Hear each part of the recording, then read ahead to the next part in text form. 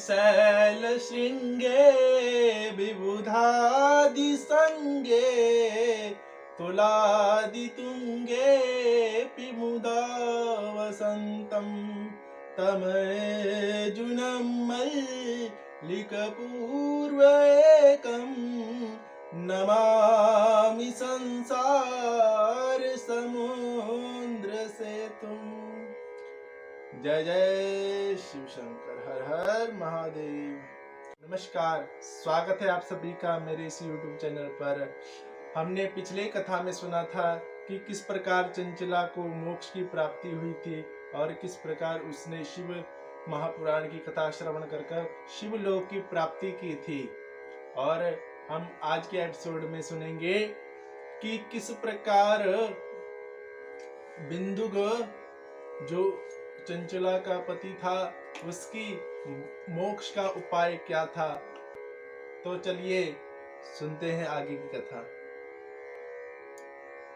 इतनी कथा सुनकर शौनक जी कहते हैं कि हे सूत जी, हमें अब इसके आगे की कथा सुनाइए। किस प्रकार चंचला ने शिवलोक की प्राप्ति की और शिवलोक प्राप्ति कर चंचला ने क्या किया और उसका पति बिंदुक किस प्रकार पिशाच योनि से मुक्त हुआ, बताइए।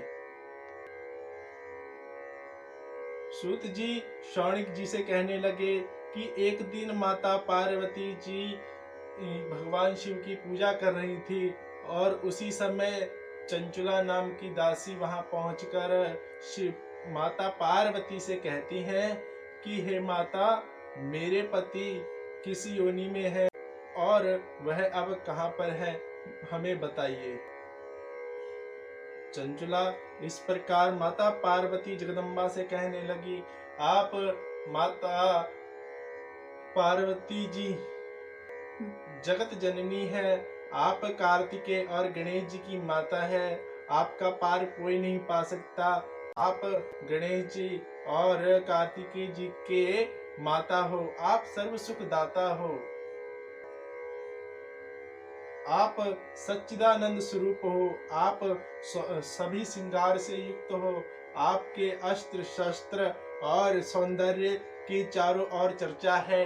आपका पार तो देवी देवता भी नहीं पा सकते, तो मैं किस प्रकार इसे पार पा सकती हूँ। आप ही ब्रह्मा विष्णु महेश की प्रतिष्ठा करने वाली हो। इस प्रकार चंचला बारंबार माता जगदम्बा की स्तुति करती हुई अपना प्रेम प्रकट करती रही। और जब चंचला मौन हुई तो माता पार्वती ने चंचला से कहा, हे प्रिय, मैं तुझसे अति प्रसन्न हूँ, अपनी इच्छा अनुसार वर मांग, मैं तेरी सभी मनोकामनाएं पूरी करूंगी। तब चंचला ने कहा, हे माता, आपके होते हुए मुझे किसी भी वस्तु की कमी नहीं है, परंतु मुझे मेरे पति के विषय में कुछ भी ज्ञान नहीं है। मेरा पति भी मेरी ही तरह पापी था, उसकी मृत्यु मेरे से पहले ही हो चुकी थी। मैं नहीं जानती कि वह पापों के कारण किस गति को प्राप्त हुआ है। तब माता मंद मुस्कुराते हुए चंचला से कहती है कि तेरा पति घोर नरक भोग कर एक विंध्याचल पर्वत नामक पिशाच योनि में है। वहां उसे महान कष्ट है।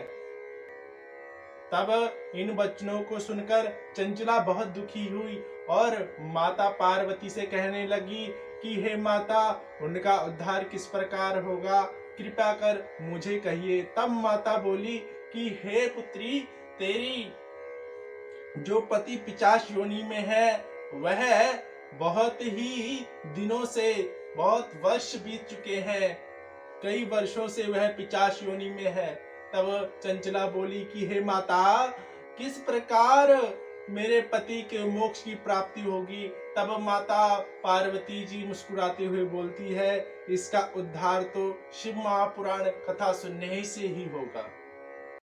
तब चंचुला ने माता पार्वती के वचन सुनकर माता पार्वती से कहा, हे माता, मेरे पति के लिए उचित शिव महापुराण की कथा की व्यवस्था होनी चाहिए।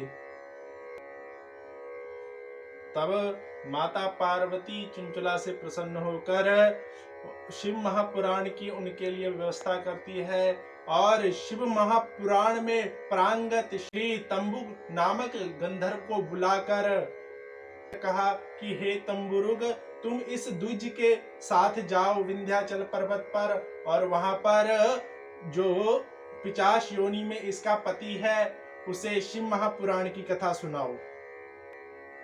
तब तुम्बुरुग पूछता है कि हे माता, इस ब्राह्मण ने क्या पाप किए थे? तब माता पार्वती जी बोलती हैं, यह द्विज बहुत ही पापी था, पराई स्त्रियों का गमन करने वाला था, स्नान आदि ना करने वाला था और बुरे कर्मों में सदा ही इसका मन लगा रहता था। इसलिए इसे शिव पुराण की कथा सुनाने की चंचला ने विनती की। तब मैंने तुम्हें याद किया। मेरी सखी चंचला की परम इच्छा है कि उसका पति उस मोक्ष की प्राप्ति करे। हे तुम्बुरा, अब तुम जाकर विंध्याचल पर्वत पर उस महान प्रेत पिशाच योनि में घूम रहे बिंदु को शिव महापुराण की कथा जाकर सुनाओ। जब वह पूरी कथा सुन ले तो उसे दिव्य तेज वाले रथ पर शिवलोक को ले आना। तब श्री सूत जी शौनिक जी से कहते हैं कि आगे की कथा का मैं वर्णन करता हूँ। तब सूत जी कहते हैं कि तंबूरा गंधर्व को आज्ञा देकर चंचुला के साथ एक दिव्य विमान पर लेकर जहां पिशाच योनि में बिंदु घूम रहा था वहां पर उसे ले गए। जब गंधर्व राज वहां पहुंचे तो उस पर्वत पर कई गर्जनाएं सुनाई दी। कोई हवा में पिशाच उन्हें डराने लगा। तंबुरग जान गए कि यही पिशाच योनि में घूम रहे श्री बिंदुक जी हैं, जिनकी मुक्ति के लिए मुझे शिव महापुराण का कथा सुनाना है। तब तुम्बुरुग ने पिशाच योनि में घूम रहे बिंदु को बलपूर्वक पकड़कर पाश में बांधकर शक्तिहीन कर दिया और तब गंधर्व राज ने उस पर्वत पर महान उत्सव का आयोजित किया। इस कथा का प्रसार होने से, दूर दूर तक प्रचार होने से जो भी नगर में इधर उधर थे वह सब शिव महापुराण की कथा सुनने के लिए दौड़े चले आए। तब वहां सभी गंधर्व, देवता और अन्य पशु पक्षी भी उस विंध्याचल पर्वत पर एकत्रित हो गए। इतने देवी देवताएं विंध्याचल पर्वत पर उपस्थित होने पर वह पर्वत दिव्य हो गया और शोभा प्राप्त हुआ।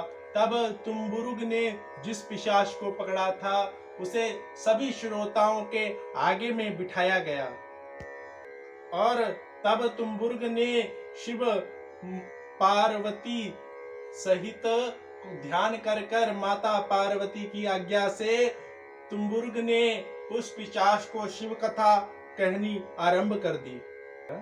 तब तुम्बुरुग ने शिव भगवान के चरण कमलों का ध्यान कर इस कथा को कहना आरंभ किया। तब तुम्बुरुग ने शिव महापुराण के 7 अध्याय का महत्व सहित वहां पर वर्णन किया।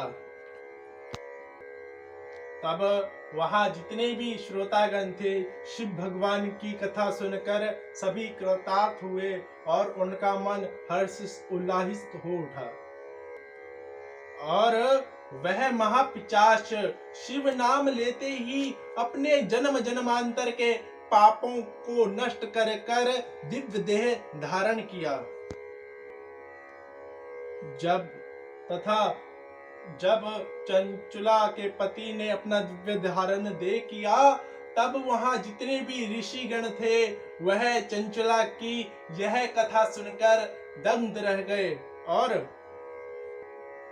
तब वह शिव जी की जय जयकार करते हुए सभी ऋषिगण शिव जी को बारंबार प्रणाम करते हुए अपने अपने स्थान पर चले गए। तब बिंदु अपनी पत्नी के प्रयास से अपना देह धारण कर बहुत ही प्रसन्न हुआ और वह बिंदु शिव नाम कीर्तन करने लगा। तब तुम्बुरुग दोनों पति पत्नी को अपने विमान पर बैठाकर शिवलोक को ले आता है और माता पार्वती के सामने उपस्थित करता है। तब माता पार्वती और शिवजी जी ने दोनों का प्रसन्नता पूर्वक स्वागत किया। शिवजी जी ने बिंदु को अपना गण बना लिया। तब सूत जी कहते हैं, हे शौनक जी, सभी ने इस कथा का श्रवण किया और दोनों पति पत्नी शिवलोक में अपनी सेवा करने लगे।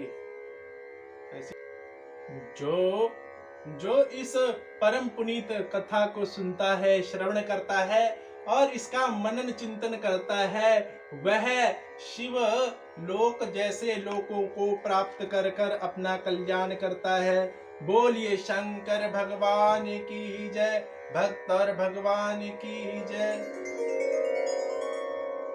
आज की कथा इतनी ही, आगे की कथा अगले एपिसोड में। हर हर महादेव, जय सिया राम।